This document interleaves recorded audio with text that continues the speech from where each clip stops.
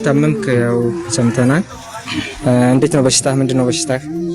በሽታዬ ከ3 አመት በፊት እንትን መብራት እየሰራው በቤት ውስጥ ኩርሲ ቃጣጥዬ ወጥቼ ነበርና ኩርሲው ተገንብሮ ወዶ ጀርባዬ ሲመታኝ ፌንት በላሁና በበነጋው ሰውም አልነበረ። ማታ 3 ሰዓት ላይ ምናምን ሰው መጥቶ አነሱኝ። የዛን ሰዓት ወዲያው ያልተነሳሁም ራሴን ስቼ ነበር። አሁን ድረስ በምን ያልታል ቤተሰብም የለም ብቸኛ ነኝ።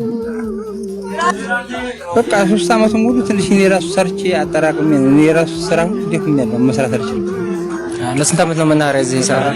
በቃ 94 ነው የገባሁት እዚህ ከገጠር ወጥቼ 54 49 86 11 6 ማን ነው የሚለው? ጋቱ መኩሪያው ኢንሻአላህ። ይሄን የሰሙ ማንኛውም ካይረዳት የከተማችንም የውጭ ሀገርም ወንድሞቼ ይረዱሃል ኢንሻአላህ። ባላህ እገዛ ታክመህ ትድናለህ። አላህ ስበቡን ያደርግልሃል።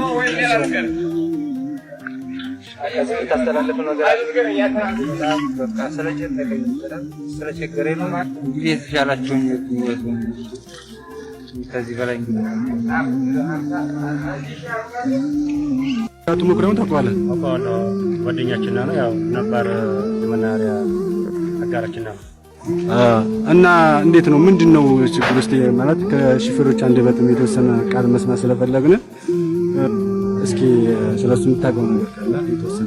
ከአሁን በፊትም ያው እኔ ለማሰባሰብ ሞክሬ ነበረ፣ ግን ሁሉም ሹፌሮች ያው ዛሬ ነገ ነው የሚሉኝ። ግን ያው ያዋጣ ሰው የለም እስካሁን ድረስ ነበረ። ግን ያው አጋጣሚ ሆኖ ያው ከባድ በሽታ ስለገጠመው ያው ድጋሚ እንግዲህ አስተባብራላችሁ እንግዲህ ነገ ማስከኞ ነው። ከነገ ማስከኞ ጀምሮ ያለውን ነገር እንግዲህ አቅማችን ያህል ሁሉንም እንዲያድስ ማን ለመሰብሰብ ሞክራለሁ። እሺ፣ በጣም እናመሰግናለን። እንግዲህ ኸይር ፈላጊ የሆነ ሰው እንደምንም ብላችሁ ነው ችግር የለውም። ነገ እንግዲህ ነገ ጠዋት 2 ሰዓት እገባለሁኝ። እዛ ጀምሮ ሁሉም ሹፌሮች የመናኸሪያውን ተሳፋሪዎችን ማቋቸውም ካሉ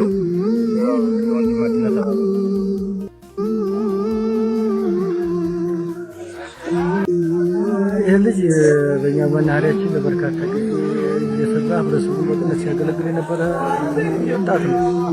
አሁን ላይ የደረሰበት አደጋ ከፍተኛ አደጋ ነው።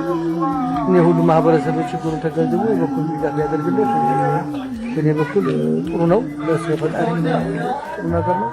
እንዲህ ሁማኒትም ጥሩ ነው የሚል ነገር ናለ እና ሁሉ ሰው ይገባል ነገር ነው። ነገሮች ነገሮች ጥሩ ነው የሚል ነገር ነው።